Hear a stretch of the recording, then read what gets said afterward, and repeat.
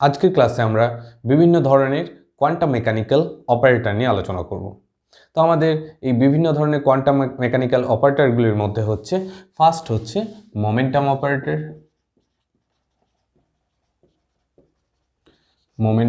Operator, second হচ্ছে energy operator, third হচ্ছে Hamiltonian operator, 4 number হচ্ছে লিনিয়ার অপারেটর, 5 নাম্বার হচ্ছে হার্মিশিয়ান অপারেটর, 6 নাম্বার হচ্ছে প্যারিটি অপারেটর, 7 নাম্বার হচ্ছে ইউনিটারি অপারেটর, 8 নাম্বার হচ্ছে প্রজেকশন অপারেটর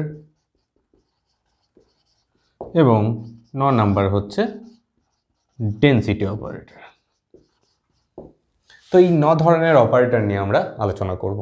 তো আরও কিছু কোয়ান্টাম মেকানিক্যাল অপারেটর আছে, কিন্তু প্রাথমিকভাবে এই 9টি অপারেটর সম্পর্কে যদি আমরা বেসিক ধারণা লাভ করতে পারি তাহলে কিন্তু আমাদের কনসেপ্ট ক্লিয়ার হবে। ঠিক আছে, তো চলো শুরু করা যাক আজকের ভিডিও। তো ফার্স্টেই পড়ব মোমেন্টাম অপারেটর। ক্লাসিক্যাল মেকানিক্সে মোমেন্টাম বা ভরবেগকে বা রাদার দ্যান রৈখিক ভরবেগ বলাই ভালো, রৈখিক ভরবেগকে আমরা পি ভেক্টর দিয়ে প্রকাশ করি, তাই তো। এবং কোয়ান্টাম মেকানিক্সে তো আমরা জানি যে কোনো ফিজিক্যাল অবজারভেবলস যেগুলোকে পরিমাপ করা যায় তাদের একটি করে অপারেটর দিয়ে আমরা প্রকাশ করি। তো কোয়ান্টাম মেকানিক্সে সেরকম রৈখিক ভরবেগ বা মোমেন্টামকে আমরা একটা অপারেটর দিয়ে প্রকাশ করি, সেটি হচ্ছে পি অপারেটর। ঠিক আছে, তাহলে ক্লাসিক্যাল মেকানিক্সে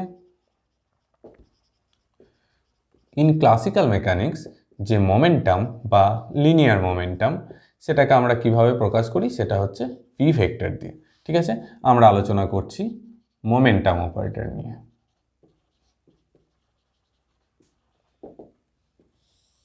এবং কোয়ান্টাম মেকানিক্সে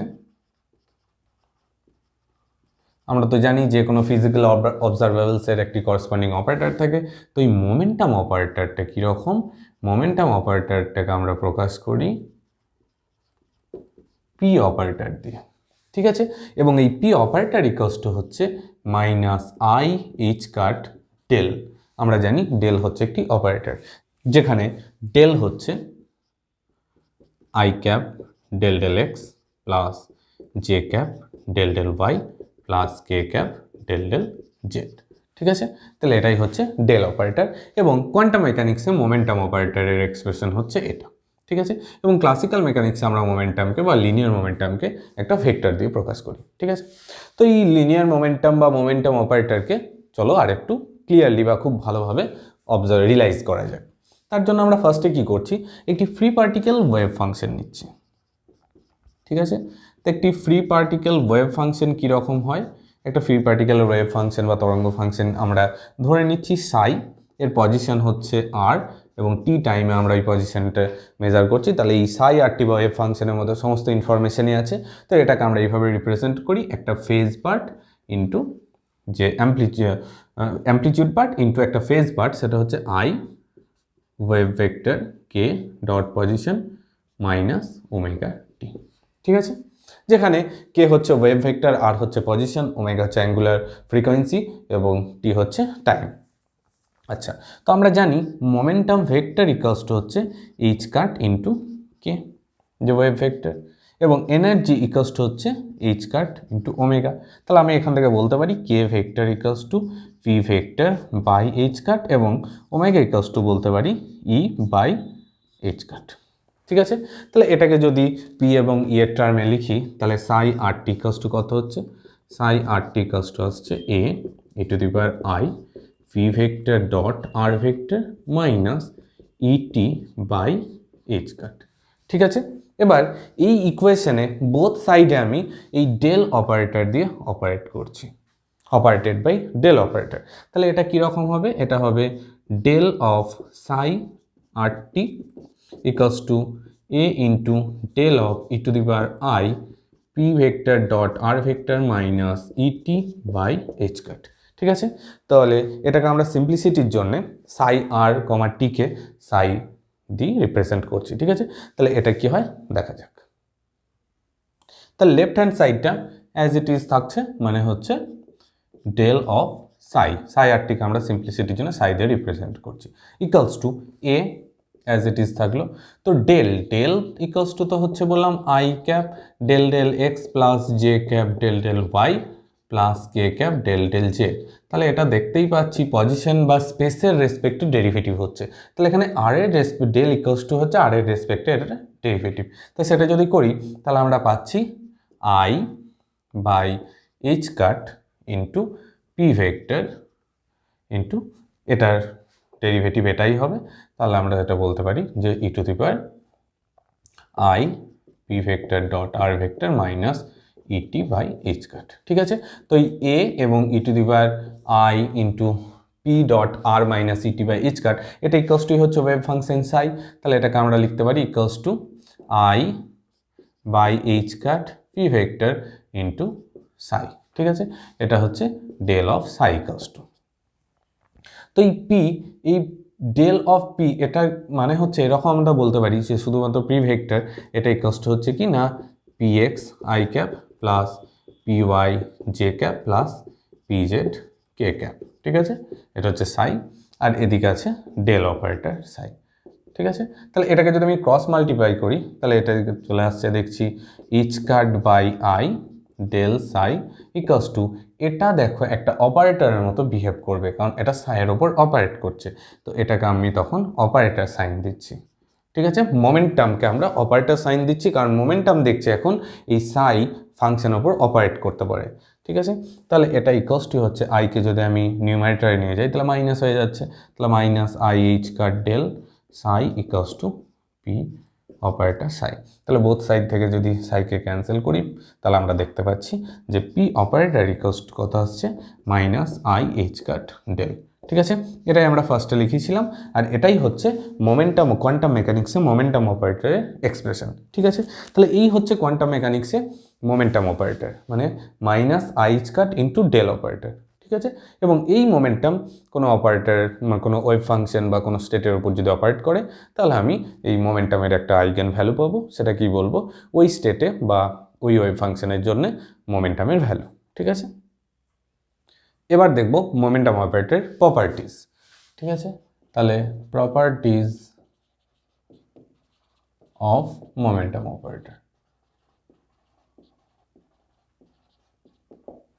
মোমেন্টাম অপারেটরের ফার্স্ট প্রপার্টি হচ্ছে যদি কোনো পার্টিকেল এক্স অ্যাক্সিস বরাবর এগিয়ে যায় বা এক্স অ্যাক্সিস বরাবর মুভ করে তাহলে তার যে মোমেন্টাম অপারেটর সেটাকে আমি রিপ্রেজেন্ট করব minus I H cut del del X দিয়ে।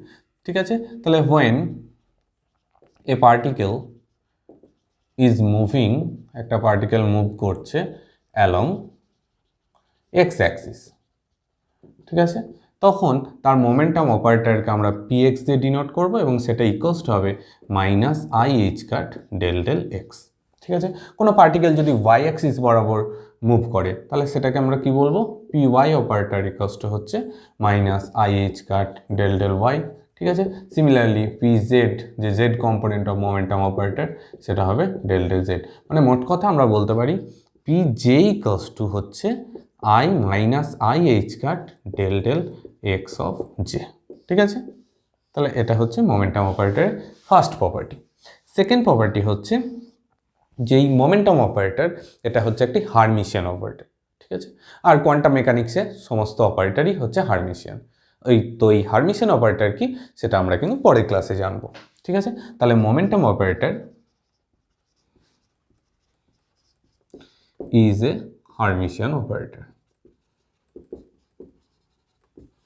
ঠিক আছে, 3 নম্বর প্রপার্টি হচ্ছে যেই মোমেন্টাম অপারেটর এটা কিন্তু একটি ডিসক্রিট অপারেটর। ঠিক আছে, momentum operator is a discrete operator. কেন? কারণ আমরা দেখতে পাচ্ছি momentum operator equals to minus I H cut del, তাহলে এটা থেকে আমরা সবসময় কিন্তু ডিসক্রিট ভ্যালু পাই মোমেন্টামের, সেই জন্য এই মোমেন্টাম অপারেটরকে আমরা বলবো একটি ডিসক্রিট অপারেটর। আচ্ছা, 4 নাম্বার প্রপার্টিস হচ্ছে যে মোমেন্টাম অপারেটরের যে আইগেন ভ্যালু, সেই আইগেন ভ্যালু কি না আমরা যদি মোমেন্টাম অপারেটরকে কোনো সাই ওয়েভ ফাংশনের উপর অপারেট করি এবং এই সাই বা ওয়েভ ফাংশনটা যদি এরকম কোনো টাইপের হয় ফ্রি পার্টিকেল ওয়েভ ফাংশন, তাহলে কিন্তু এটার যে আইগেন ভ্যালু সেটা আমরা পাবো এইচ কাট কে। ঠিক আছে, তাহলে মোমেন্টাম অপারেটর যখন এরকম ফ্রি পার্টিকেল ওয়েভ ফাংশনের উপর অপারেট করছে, আমরা যে মোমেন্টাম যে আইগেন ভ্যালু পাচ্ছি সেটা হচ্ছে এইচ কাট কে। তাহলে এটা হচ্ছে আইগেন ভ্যালু অফ মোমেন্টাম।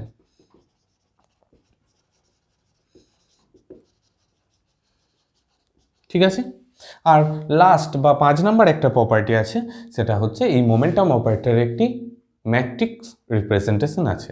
তাহলে 5 নাম্বার প্রপার্টিটা এখানে লিখছি যে এই মোমেন্টাম অপারেটর মানে it has a matric representation. ঠিক আছে, তাহলে এই 5টে হচ্ছে মোমেন্টাম অপারেটরের ইম্পর্টেন্ট প্রপার্টি। ঠিক আছে, এবার আমরা সেকেন্ড একটি অপারেটর নিয়ে আলোচনা করব। সেকেন্ড অপারেটরটি হচ্ছে এনার্জি অপারেটর। এনার্জি অপারেটর, ঠিক আছে, তো এনার্জি অপারেটর ক্লাসিক্যাল মেকানিক্সে এনার্জি বা শক্তিকে আমরা কিন্তু ই দিয়ে প্রকাশ করি। তো শক্তি তো হচ্ছে স্কেলার, সেই জন্য আমরা ই দিয়ে প্রকাশ করি। এবং কোয়ান্টাম মেকানিক্সে এনার্জির নিশ্চয়ই কোনো করসপন্ডিং একটি অপারেটর থাকবে, এবং যে কোনো ফিজিক্যাল অবজারভেবলসকেই তো আমরা অপারেটর দিয়ে প্রকাশ করছি কোয়ান্টাম মেকানিক্সে। সেরকম এনার্জিরও একটা অপারেটর আছে, সেই অপারেটরটি হচ্ছে ই অপারেটর। ঠিক আছে, আর এই ই অপারেটর ইকুয়ালস টু হচ্ছে আইচ কাট ডেল ডেল টি। ঠিক আছে, তাহলে ইন ক্লাসিক্যাল মেকানিক্স এনার্জি, এই এনার্জিকে আমরা কি দিয়ে রিপ্রেজেন্ট করি? ই দিয়ে। এবং ইন কোয়ান্টাম মেকানিক্স এটার যে একটা অপারেটর দিয়ে প্রকাশ করি সেটাই হচ্ছে এনার্জি অপারেটর। তো এই এনার্জি অপারেটরটা হচ্ছে ই অপারেটর। ঠিক আছে, তো এই ই অপারেটর ইকুয়ালস টু হচ্ছে I H cut del del T. ঠিক আছে, এখানে মনে রাখতে হবে এখানে কোনো মাইনাস সাইন নেই। ঠিক আছে, মোমেন্টাম অপারেটর ইকুয়ালস টু আমাদের কি ছিল? Minus I H cut del operator, কিন্তু এখানে আমাদের শুধুমাত্র I H cut del del T. ঠিক আছে, তো এই এনার্জি অপারেটরকে আমরা আরও ভালোভাবে রিয়েলাইজ করার জন্য আমরা ওয়েভ ফাংশন নিয়ে দেখব। তো ডি ব্রগলি হাইপোথিসিস থেকে আমরা তো জানি যে কোনো ফ্রি পার্টিকেল একটি ওয়েভ ফাংশন কিভাবে লিখতে হয়। না, wave function according to de Broglie's hypothesis